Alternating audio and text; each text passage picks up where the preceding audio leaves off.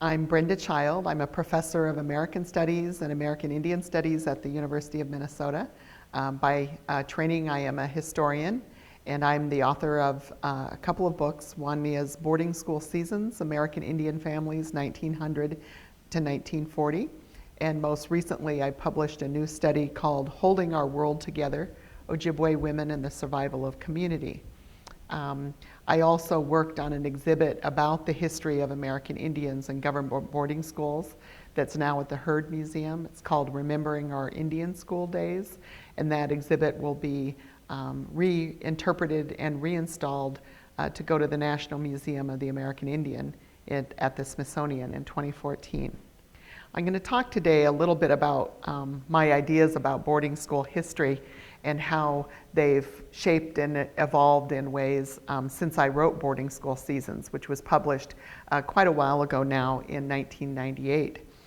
In fact, I recently wrote a new foreword to the book since it came into a second edition, and I talked about in that introduction the idea of boarding school generations and how we have to think of the boarding school era, especially the period from the establishment of the Carlisle School in 1879 and the next 50 years, which was really a very, if you think of a very important half century in the history of American Indian education, that this was a time when boarding schools sort of dominated in Indian education in the United States, but it wasn't a continuous period without change. And I think there are lots of differences that Native people experience depending on the time they went to school.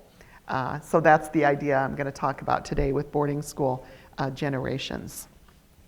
So the boarding school experience remains a burning historical memory for Indian people in the U.S., despite the fact that most federal schools closed in the 30s or had by then adopted policies that rejected assimilation, that were more in tune with contemporary ideas about race and progressive education. Scholars, including myself, have written about the complexity of Indian people's experiences with school, examples of which range from the Flandreau student who remembered his school as my Shangri-La, and that's from a postcard from a student to the school, an alumni, to countless others who suffered loneliness, prejudice, violence, and even death. There is no universal experience. Some Indian families praise teachers and superintendents in their letters to the schools, spilled over with pride when a child graduated from one of the institutions like Carlisle, Haskell, or Flandreau, while a fair number of parents challenged boarding school policies or felt a very strong alienation from the people and schools that educated their children. During the course of my research in boarding school records, I became a witness to my own people's perseverance, particularly the young, impressionable, and vulnerable students as they were besieged by assimilation on all fronts. And they're the folks that really made it impossible for me to view this history as being one of simple victimization. Because in the end, what really impressed me most about the boarding school story was not that it completely undermined Indian family life, parental ties to children, and so forth, but what impressed me most was the strength of Indian family and community life and a deep and abiding commitment to children that was demonstrated time and time and time again by parents and others at home that outlasted and outmaneuvered a failed educational idea. More recently, I've been interested in how Indian people today remember boarding school history. And I guess this falls in line with kind of how my field, which is history, has evolved in recent years. I think when I began working on boarding school seasons, I was very interested in the social history of American Indian community life, what was going on the ground, not so much what federal policy was towards Indians. We had known a lot about that by the time I began working as a historian. And so that was sort of what I was trying to do with boarding school seasons, is to write about student experiences, family experiences, and community life at the time. But historians have gotten very interested in how we remember the past. And I think this is reading some of that literature on how we remember, which is different than what happened, right? How we remember is a different enterprise. I've been thinking about the question of how Indian people today remember boarding school history, because I have noticed, and increasingly in recent years, that boarding school history is remembered with a great deal of intensity by Indian people in the present day. And they have very strong ideas about how boarding school has left a legacy or an impact on their families and communities. As a historian, I'm not really someone who tries to talk about what boarding school meant in the long, after. I tried to write about what was happening while people were at school. I don't consider myself an expert in any way on what has been the legacy or lasting effect of Indian people boarding schools and what impact it had. But I have been interested in hearing how people remember. And it suggests to me that for many Indian people, boarding school has become a useful and extraordinarily powerful metaphor for colonialism, what I would call colonialism. And I have started to think about how, perhaps like the Trail of Tears or Wounded Knee, some of these events in American Indian history that have come to be deeply symbolic, that the boarding school as an institution is perhaps very symbolic of American colonialism. Boarding schools did, after all, align federal authority with the zealotry of religious missions. They also suppressed Indian cultures in an English-only way, while opening the door to alienation from land and the extension of everyday Anglo-American culture into the lives and souls of Indian people. Not to mention the important fact that for boarding schools to operate and the whole system to operate, it depended on those in power at the national and local level, sometimes even police, to take children away from their parents. And of course, this was something that rendered anyway through the law, through compulsory education laws and so forth, Indian people became somewhat powerless over having a voice in their children's lives. The introduction of boarding schools, the very early years, we know, looking back at the 19th century, also coincided with the end of the Indian Wars. And the famous school, Carlisle, was itself a former military establishment. But I always think that the really extraordinary part of the boarding school story is not so much that that campaign to assimilate Indian people. But the extraordinary part of the boarding school story emerges because Indians, even children in these institutions, refused to act powerless. And I often tell my students when I'm teaching at the University of Minnesota, in fact, this semester I'm having students in a Great Lakes Indian history class write about the book, Basil Johnston's wonderful memoir called Indian School Days. He talks about his experience going to a residential school in Ontario during the 1930s.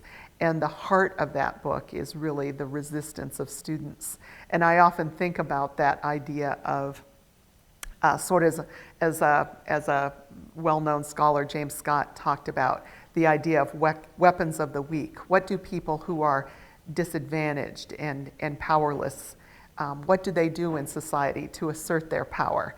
And it seems that even boarding school students living under the authority of, in Johnston's case, the Canadian government, the authority of the Catholic Church, children living under the authority of adults, that those children were far from powerless in their day-to-day interactions within that institutions. And a lot of it was because of their rebellious behavior, their resistance to what was taking place in their lives. And I always find that book not only a very humorous study in lots of ways, memoir, but it's also just a really inspiring story.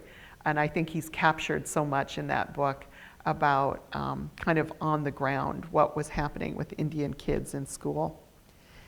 If you think about the peak years of assimilation, which was really the late 19th and the early 20th century in the US, there are few Indian people alive today who attended school during the peak of assimilation policies in the US. So I tend to think of, in fact, my own grandmother, who was a student at Flandreau in the early 1920s, as being almost the end generation of people who were there during the height of assimilation. Public school education, as we know, surpassed boarding schools as the foundation of U.S. Indian education in the 1930s. And as we know, this is the time with the Johnson-O'Malley Act and the time when the Bureau of Indian Affairs was working to integrate Native students into public schools. I'm not trying to say that that happened all of a sudden overnight. We know it was a very slow process, and there was resistance to it on the part of non-Indian communities, on the part of school boards, and even sometimes an unwillingness on the part of American Indian children and families when they experienced a lot of racism while sending their kids to school. Sometimes in the 30s, Indian families preferred boarding schools because public schools were not friendly to Native children. But nonetheless, the direction of federal policy from the 1930s and decades onward became integrating Indians into public schools in the US. The smaller number of boarding schools that remained primarily existed to offset the poverty of Indian families during the Great Depression, when Indian demand for the schools was so widespread that the 1930s became the decade of highest enrollment. When I was working on this new book, Holding Our World Together, I was being encouraged to write a chapter about boarding schools in there. And I didn't want to duplicate what I'd already done with an earlier book. So I sent one of my really good graduate students, who's also Ojibwe, off to the National Archives to go do work look at the records from the Mount Pleasant School in Michigan. And he came back, he was working in the branch that's in Chicago where those records happen to be. And he came back and he said, okay, I'm never going to look at boarding school the same way again. I can't believe the number of letters I found from parents asking to enroll their children in boarding school. And so we kind of, talked about all that, and it was something that I'd addressed as an issue in boarding school seasons. And that is, the Great Depression played a tremendously important role in Indian people's lives. And the poverty of Indian families during the 1930s accounts for why, at a time when John Collier's the new head of the BIA, moving away from assimilation as a policy toward Indian people, an advocate of public school education. It's ironic and it seems very implausible that the 1930s would be the decade of highest Indian enrollment in government boarding schools. But it was at family request. The institutions, after the boarding school era was somewhat over, really I wouldn't say thrived, they were underfunded, but they were full of kids during the 1930s when they kind of resembled a form of poverty relief, maybe like the CCC-ID and other programs for Indians.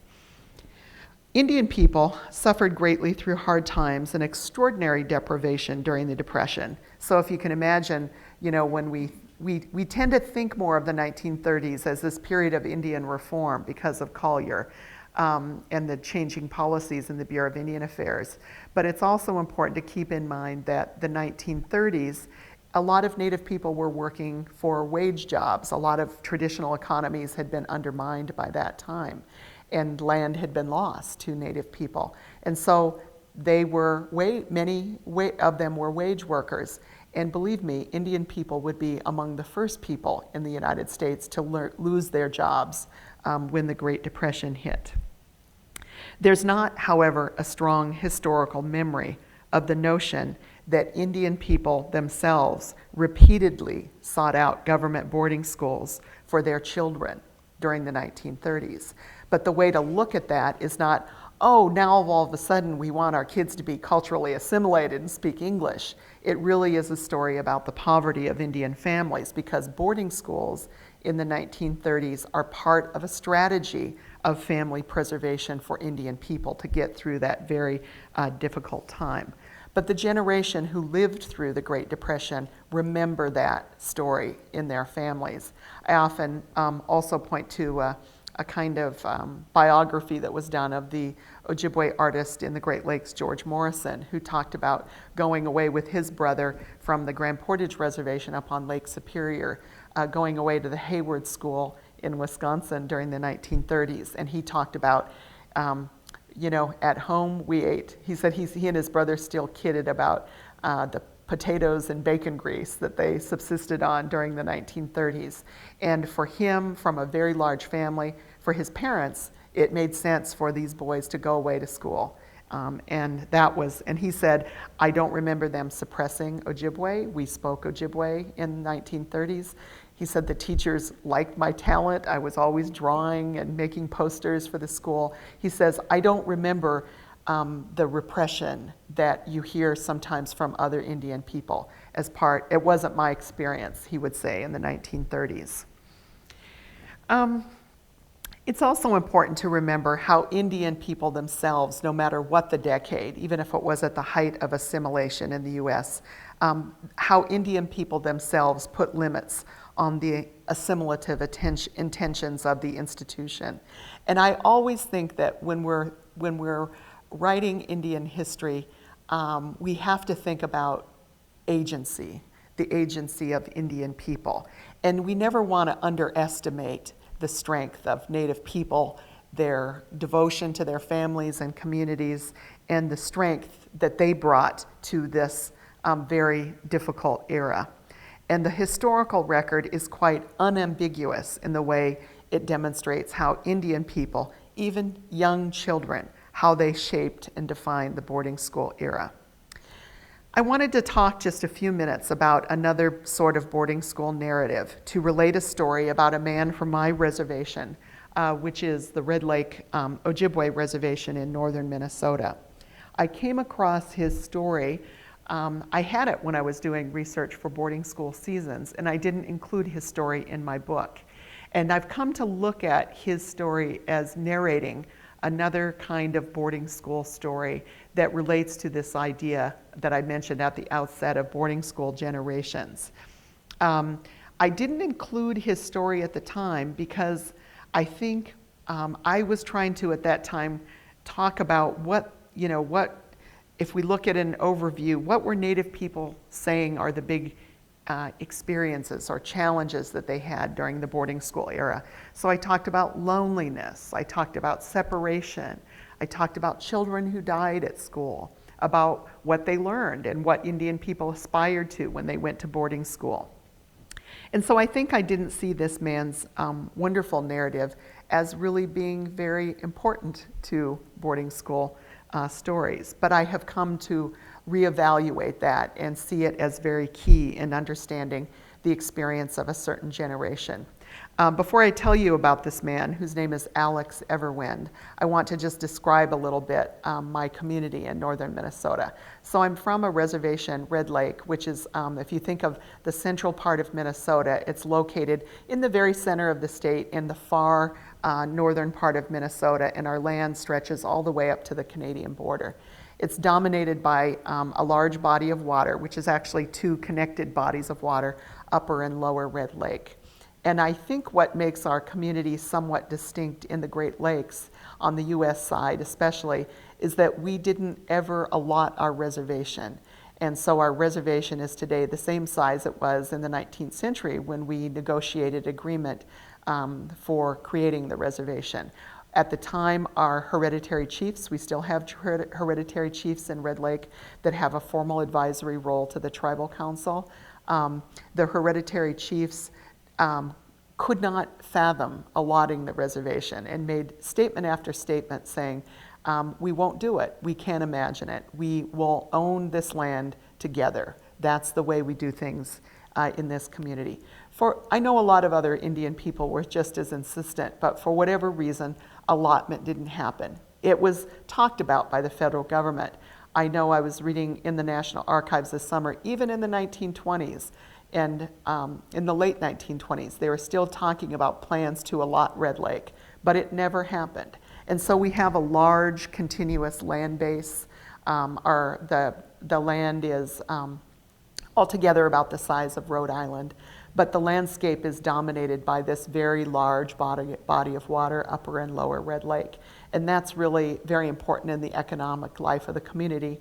And fishing has always been a way of life there, as you can imagine, and and throughout the 20th century, especially commercial fishing.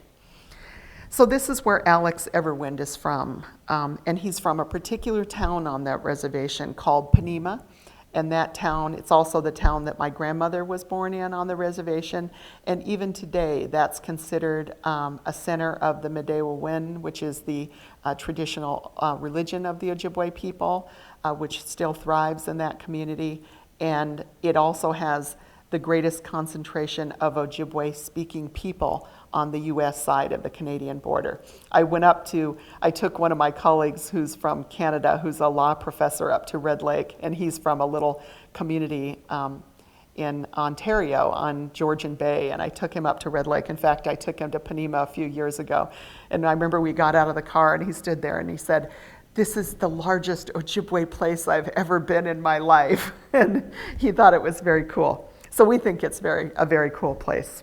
So Alex Everwind was the child of a very, in many ways, I would say, stable, very solid family. And he remembered his life growing up in Panema as a very happy childhood in a lot of ways early on. He was the only boy with 2 sisters.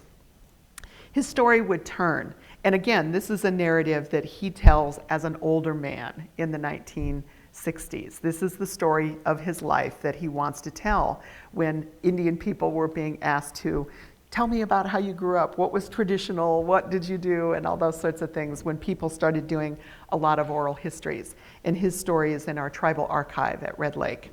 I knew this man as a kid. I mean, I remember him, but he was probably a man in his 80s, when I was a girl.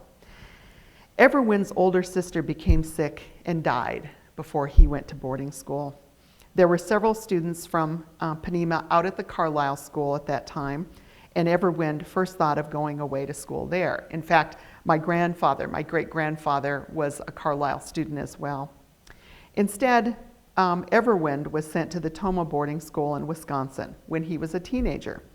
In the fall of 1914, he went to Tomah with one of his very good friends, a guy named Russell Wind, who soon became sick and died after they arrived at school. Everwind worked hard in the school's boiler house half the day, shoveling coal, cleaning out ashes. But when he talked about his boarding school experience years later as an older adult, he shared no memories of mistreatment, simply recalling the vocational prospects for him at school. And so he valued something about that education. He talked about the fact that in 4 years away at boarding school, he only came home from school twice. Once was in the spring of 1918, when his younger sister, Eliza, died. And so I've been very interested in this time period, especially this boarding school generation, because it was the time, 1918-19, when there was a terrible pandemic that was global in its impact. The Spanish influenza, it was called, of 1819. And it's interesting to me because we know that this was a big event around the world that killed more people than had more casualties in World War I. But it had a particular virulent impact on Indian communities of the United States, Canada, Alaska. And I think that's something that many of us don't know very much about, but it was terrible in the Great Lakes. And in fact, in what I'll be talking about when I give maybe I'll talk about it a little bit this evening, but I believe that one of our really important Ojibwe traditions that began at the time of the influenza, and that was the jingle dress dance, which has spread across Indian country in more recent years. Everwind never forgot the day a telegraph arrived at Tomah with this unbearably sad news of his sister's death. And decades later, he would recall in detail his subsequent journey home by train and the somber arrival on the reservation.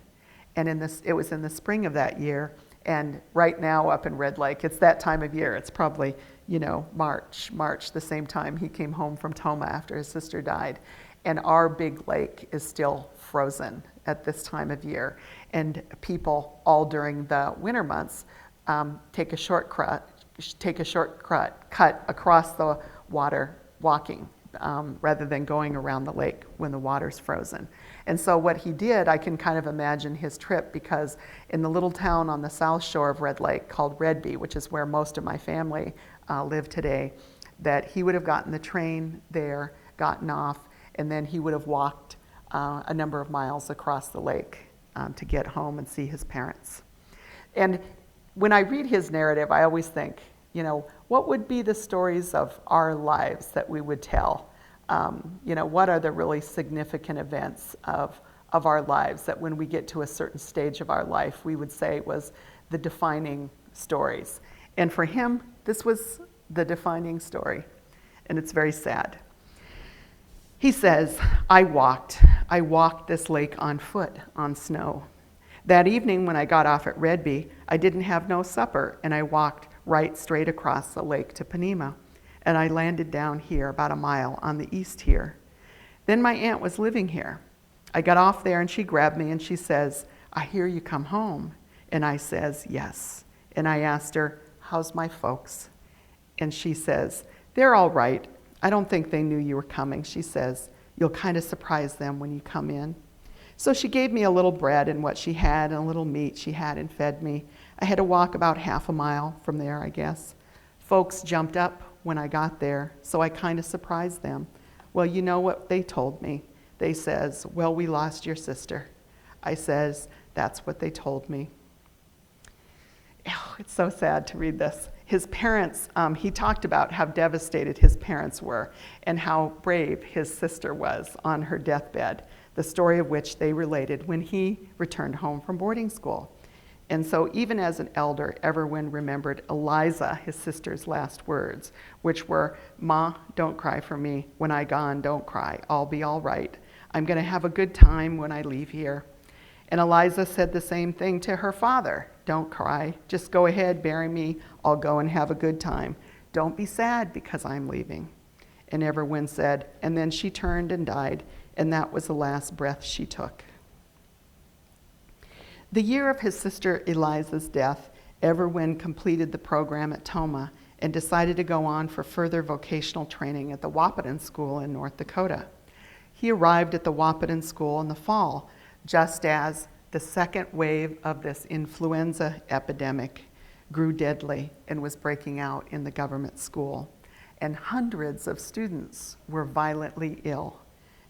Everwind made the best of his situation, and he immediately, because of his training at Tomah, started running the boiler house and kept the power going while the student body was sick, a time when every available hand was needed.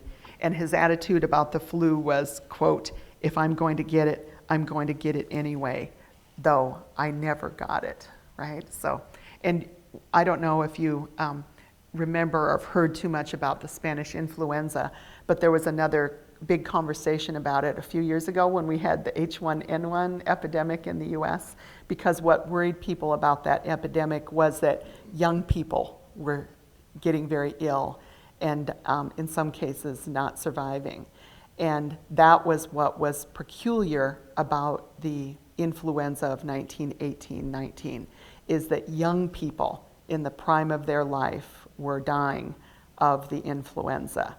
So not just the people with underlying conditions and the elderly, which is the usual flu, year, but young people. So there was something unique to that virus in 1918 that caused the death of many younger people around the globe. In his short life at that time, Everwin had experienced firsthand too much death, even before witnessing young people dying in the flu epidemic of 1918 and the death of his sister that same year. When he related this story as an older man, he spoke firmly of going away to boarding school as his own decision.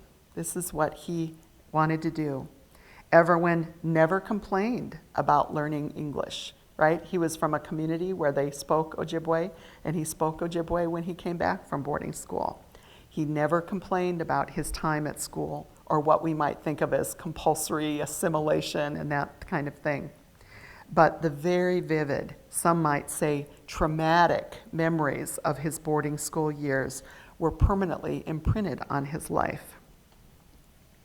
Alex Everwind was a very respected man in our community, and even when he returned from boarding school permanently in 1919, he went with the Red Lake delegation who went to Washington that year, and in later years he worked as a tribal judge on the reservation. His boarding school narrative is at first glance an ordinary story about one Ojibwe family's internal struggles.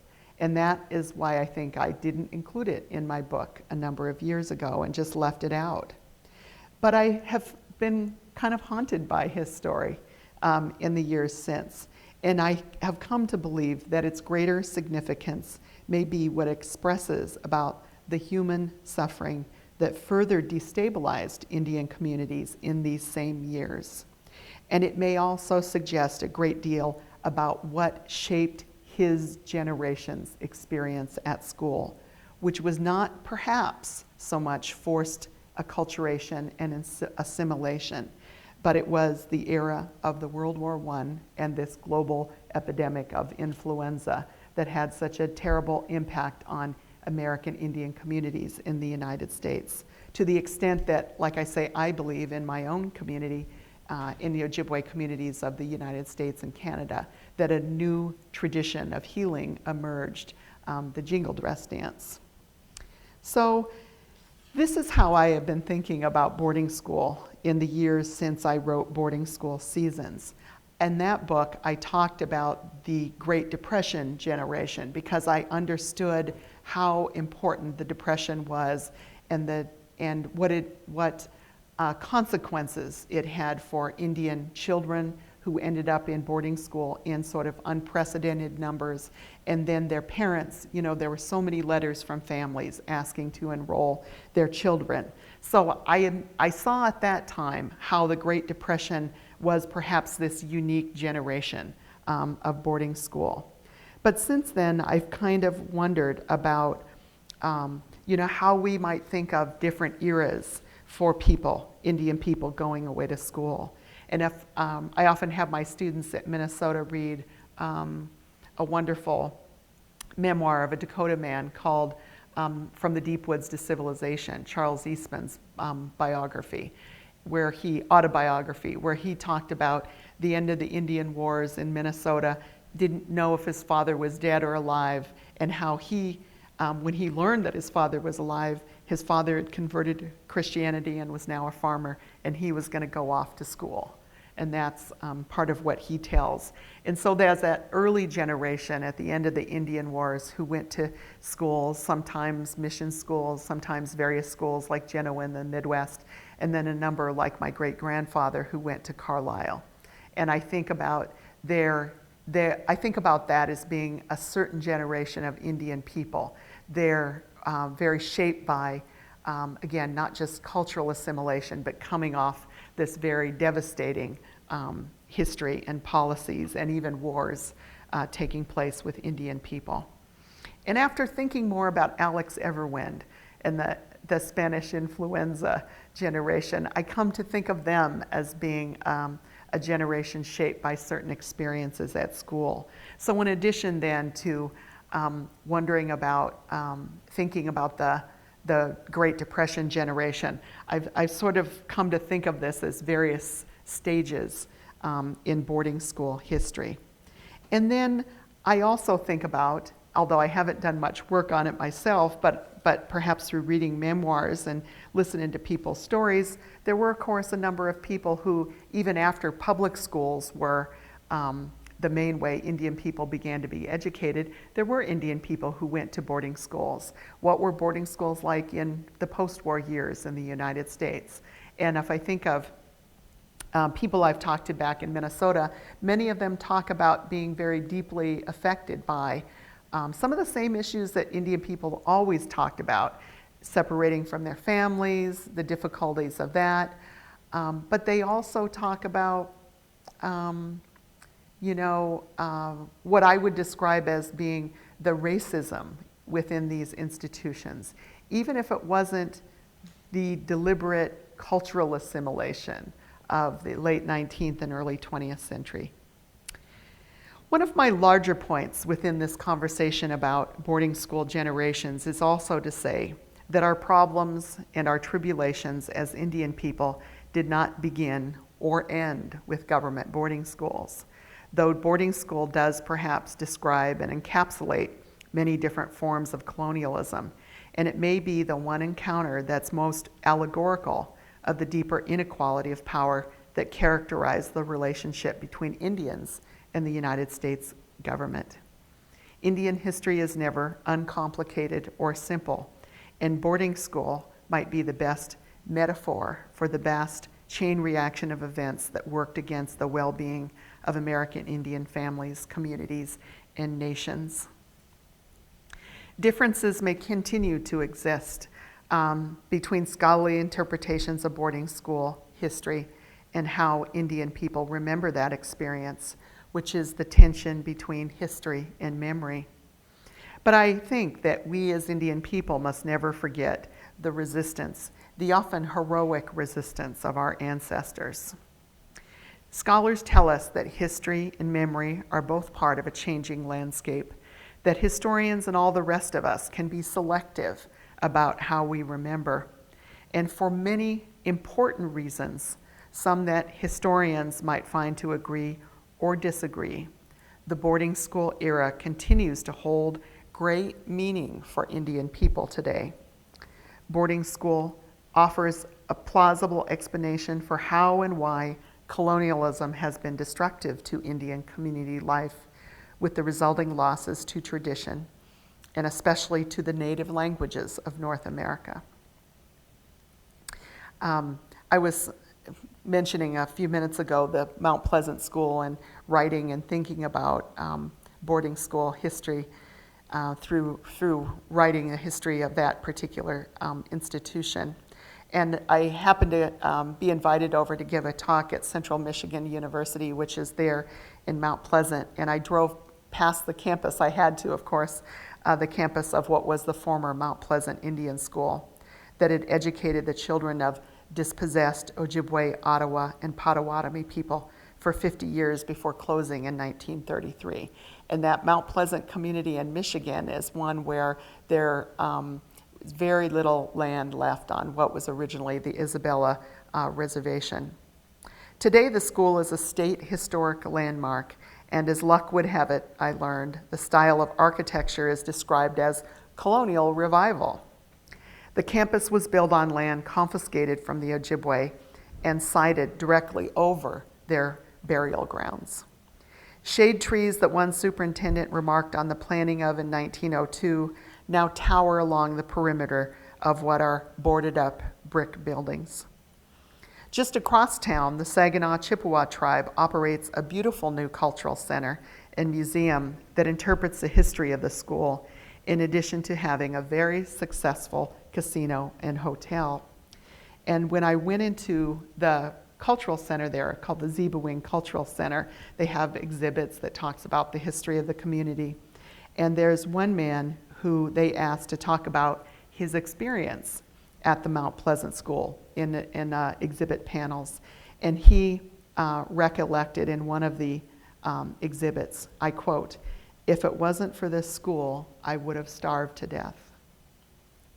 And so I often think on reading statements like that, that the contradictions that make up the history of Indian boarding schools persist. But if boarding school is the best way that Indian people have to make sense of the complexities of colonial encounters, surely the architecture of boarding school is also our best monument to the history of colonial cruelty and dispossession, but one with the power to educate us about Indian survival, both past and present. Thank you.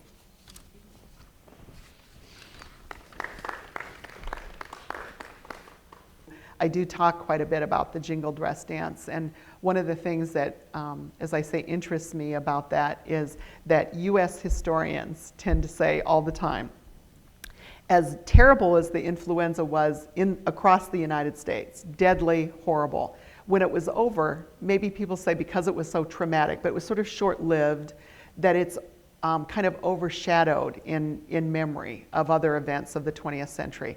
That we tend to talk a lot about World War II, we talk a lot about what happened with the First World War or the Great Depression, and that the flu is sort of, left out and forgotten.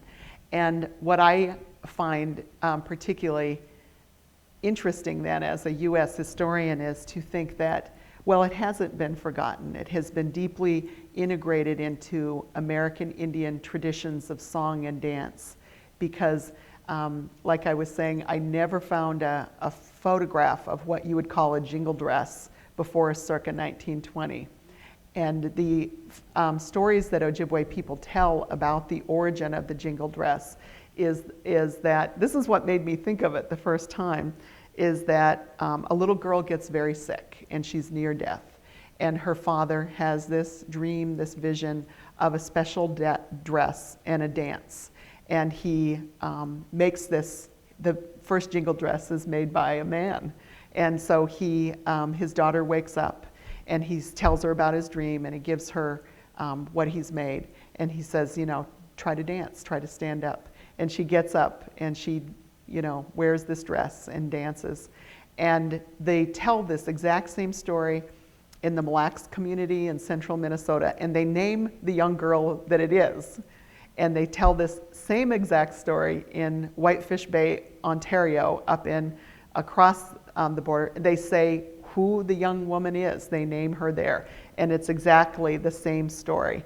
And to me, it's a story of the flu, because you know how when we all get the flu, like we all think we're gonna die, right? We all feel like we're gonna die and we're, collapsed, and then something turns and we think, I'm kind of hungry, or maybe I should have some toast, or, and then you get up, right? And miracle, I feel fine. It's like it's past. And that's what that story reminds me of, that Ojibwe people tell. So I've just kind of theorized that this is where the jingle dress originated. It all fits when you look at the photographs, the historic photographs.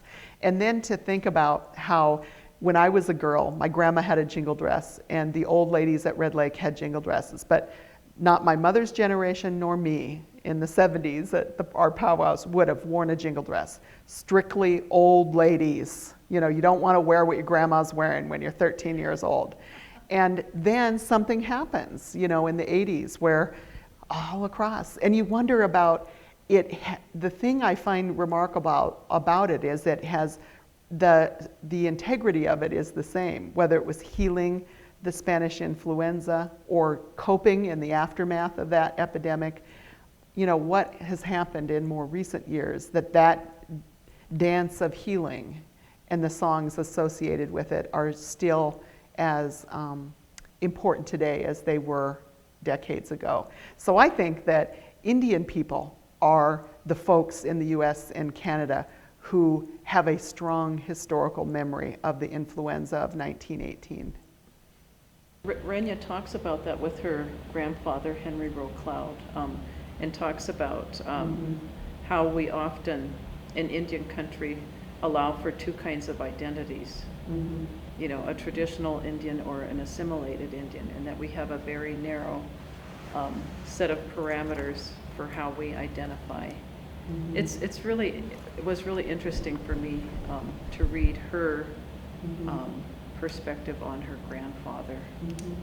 And he was the director at Haskell, I think, for he was, yeah. He was the superintendent at yeah. Haskell. Yeah. He was the first law school graduate at Yale. Yeah, he looked like a movie star too, kind of. I don't know if that They were helped his good-looking career. people. Yeah. I think. He was a very handsome man. Yeah. Yeah. Well, they say Charles Eastman was really popular with the ladies too. That generation was very, very interesting. Interesting people and their activities, and what they accomplished, I think, was pretty remarkable.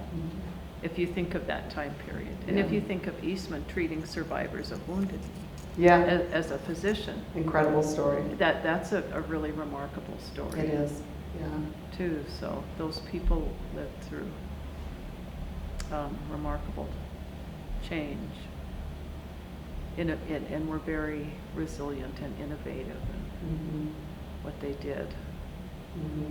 And you think of like being critical of folks of earlier generations. It just seems easy for us to say, to sit where we are and say, why didn't you, why were you so, why did you say this about Christianity, or why did you, hold some of those beliefs, or say this is what Indian people should be doing. And the first Indian woman here to be on the tribal council was Lorena Burgess, and people always talk really, really bad about her, but they don't have any contextual understanding of her life. Her mother actually was a healer, was a medicine woman, but her father was non-Indian. I don't know if it wasn't one of those things where a lot of white men here married Indian women to get their land, and it was an old saying, oh, he married her to get her 80 acres, right. But he was he didn't allow her to do any of her healing practices or help with people in the home. But she was, how she got on council is kind of remarkable. She was an assimilationist also, but she was very vocal in Indian affairs. She wrote everybody. She had social, political relationships with the governors of the state, and was very vocal on Indian issues, in the 40s, which was a little bit novel for an Indian woman here. And we haven't had that many women on council. I think Teresa Wall McDonald was the third woman to be on council. That's shocking to me, and it's still a pretty sparse number. So I mean, up in Red Lake, where I'm from. is it the same way? Oh my God! Okay. I said we're going to be the last community in the United States to have a woman tribal chairman. We just now have gotten, it's like that's the other side of the, doing things the way we've always done them, is that we do have this system of hereditary chiefs, and we had a constitution. We didn't have an IRA government. We wrote a constitution in 1918, and I was telling Kate how we're doing a constitutional reform, and we're just going to start having new conversations about what the new constitution should be like, and we're going to start those meetings really soon. But we included a role for the hereditary chiefs. And so we have 7 clans on the reservation, and each of those clans are represented. And those folks have a formal advisory role to the elected tribal council that we've had since 1918.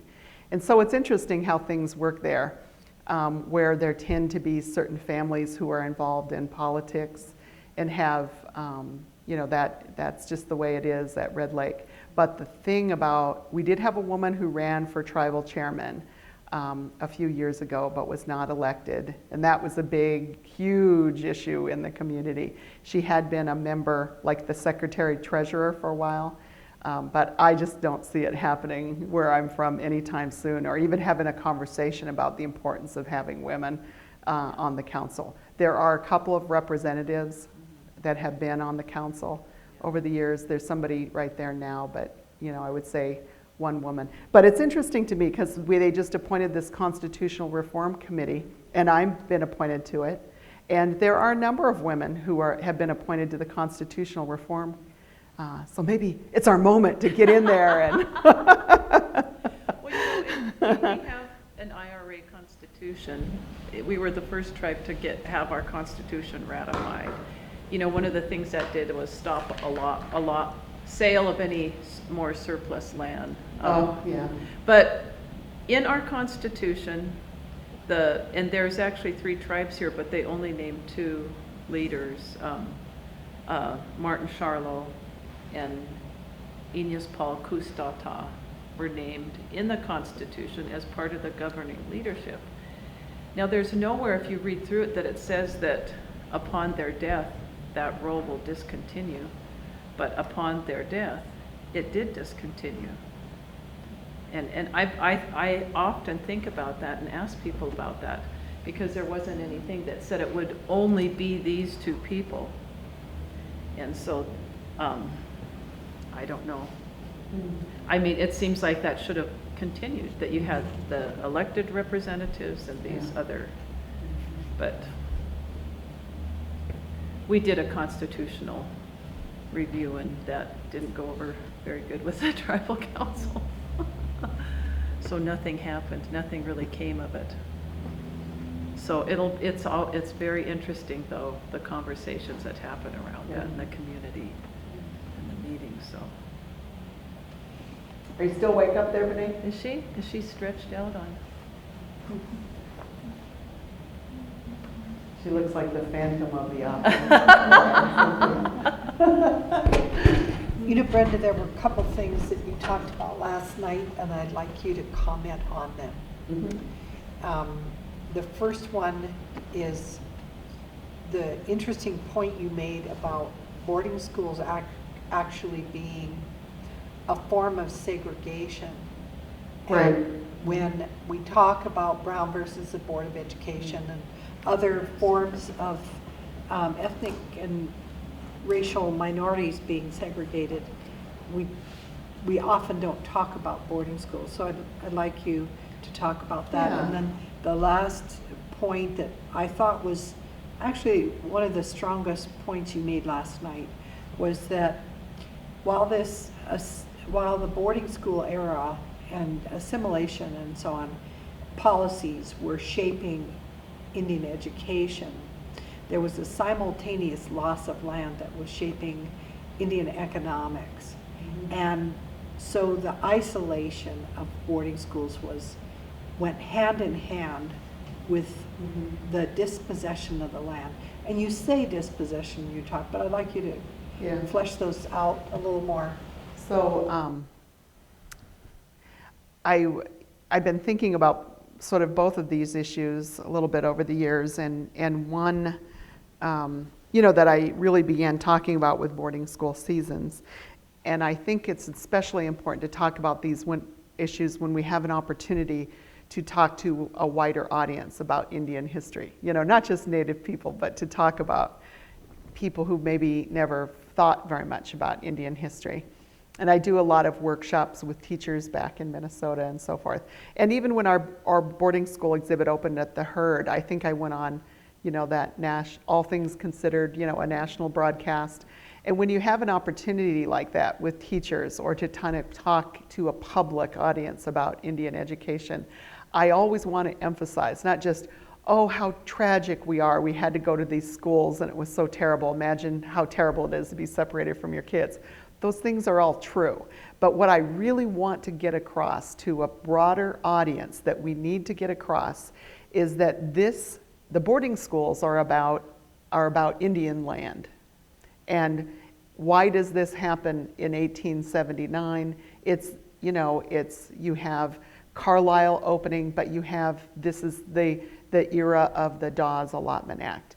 And so the boarding schools, as we all know, were the place that is going to affect these changes that the other Dawes policy is also working on. So Indian people are to learn to be industrial workers, agricultural workers. Women are to relearn their gender roles. They're supposed to be the domestic partners of men, or they are going to be domestic servants, which is what my grandma was during her time at Flandreau, where they shipped the Indian girls out to local white households to work as maids. That was what the education was intended to be, that Native people are not going to rise to the cream of the crop like Eastmen. This isn't necessarily the intention. The idea is that you're going to be laboring people. That is what Indian people are for. And in this way connects to African American history and so forth. So that's the way to think about, I think, boarding school history. We can never forget the connection to land, and that even when after the Indian Wars and the treaties and all the terrible things that have happened by 1879 when Carlisle's established, Indian people are still in possession of a lot of land in the Midwest and in the Western states in particular. And so that big land grab happens during the 50 years too, right? Boarding schools end in 1933. Collier comes in with innovative ideas about Indian education, bilingual education. There's all sorts of things that he favored. Allotment finally comes to an end. But by 1933 or 1934, when the last reservation is allotted in the US, all that land had passed out of Indian ownership. And if you think about educational policies at that particular moment, you can afford to have bilingual education and all. You know, this isn't a big threat anymore. I mean, sad to say, as interesting as these progressive educators were about education, it's all happened by then. And so boarding school, this half century of boarding schools is about the other, I don't know if it's the second, the third, the fourth, the fifth, what big land grab took place, right, for Indian land. And that's how we have to think of it as well. We're getting ready to take part in a conversation at the Newberry Library, where Kate and I met many eons ago, about how bringing in a bunch of Indian historians to talk about why American Indian history isn't talked about more in American history classes, like the traditional 2-semester US survey course of American universities, and Canadian universities, I should say too, because US and Canadian scholars are there. And I'm giving a talk with my wonderful colleague, John Troutman, down at the University of Louisiana at Lafayette, because I've been thinking a lot about why we don't talk about Indian education when we talk about segregation. And usually the question that I begin teaching my class with students when I introduce boarding schools to talk about land, I say, why did the United States government develop this whole elaborate system of boarding schools, this whole apparatus all across the US? Why, from Oklahoma to out in California to Oregon, why boarding schools? Why did they bother to invest? It wasn't very well funded, but why did they bother to do this whole thing? And they usually say, well, it's about assimilation. It's assimilating Indians. And I say, we wanted to assimilate immigrants to the US, right? We wanted Italians to assimilate. That's what the settlement house movement was about, and so forth, in urban areas. And so then the students have to think about, well, what do Indians have that Italian immigrants don't? And that's when they get at the story of land. And it seems to me that when we talk about education and the history of the United States, we do focus a lot on the story of segregation. We know about Brown versus the Board of Education. We know about separate schools for African Americans. We know about their struggle for literacy in the post-slavery years. We know about the Little Rock, right? These are stories we all know. And kids learn these in probably grade school before they even get to high school, not to mention college. And why, at that particular moment, can't we introduce boarding schools as a topic for consideration in American survey courses? Not even talking about Indian history classes, right, where we go through many of these things, but in the US survey course. And I was thinking about, even in California, there's a Big Pine case where a family sued for integrating their girl to go to public schools in California. So we have similar stories to, parallels to the more well-known story of African American and their struggle for education in the US. So it just seems to me an easy opportunity to include stories of American Indians, that it's not always, and then Indians over here have this unique, weird history, right? That there are moments when we can integrate this into the surveys that we teach.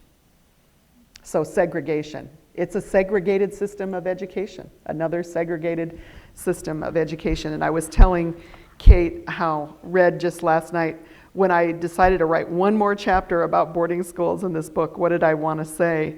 And my last sentence of this, last couple sentences of this chapter on Mount Pleasant. Reformers and politicians laid claim to an idea of the Indian community as obsolete, guided by their principle that Indians must adopt values of individualism and be citizens and agricultural or industrial workers, since they could no longer afford a life of caring for their land and resources.